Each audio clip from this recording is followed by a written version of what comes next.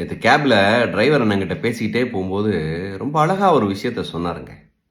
ஊருக்கு வரும்போது கையில ஒண்ணுமே இல்ல. ஒரு படிக்கட்டுக்கு அடியில படுத்துக்கிட்டு, ஒரு லுங்கிய விரிச்சுக்கிட்டு படுத்து தூங்கிட்டு இருந்தேன் சார்.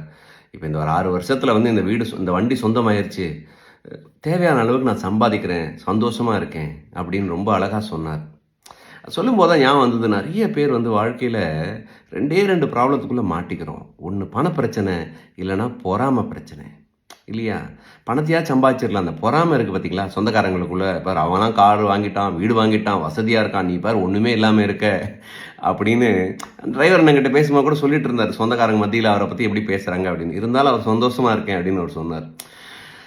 நம்ம வாழ்க்கையில எங்க ஆரம்பிச்சோமோ, அத ஒரு நிமிஷம் நெனச்சு பார்த்துட்டு, அங்கேருந்து இவ்வளோ தூரம் வந்திருக்கோமே அப்படின்னு நம்ம நெனச்சு பார்த்தாலே, ஆட்டோமேட்டிக்கா மனசுல ஒரு அமைதியும், ஆனந்தமும் வரும்.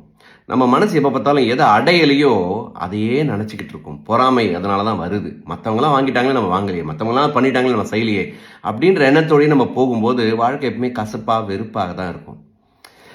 இந்த ஒரு முக்கியமான ஒரு உண்மைய நம்ம எல்லாரும் புரிஞ்சுக்கணும். எப்பயுமே வாழ்க்கையில எவ்வளோ தூரம் வந்திருக்கோன்றத எப்பயுமே உணர்ந்து பார்த்து சந்தோஷப்பட்டுக்கணும். எது அடையலைன்னு நெனச்சு அதையே பார்த்து வேதனைப்படக்கூடாது. நன்றி.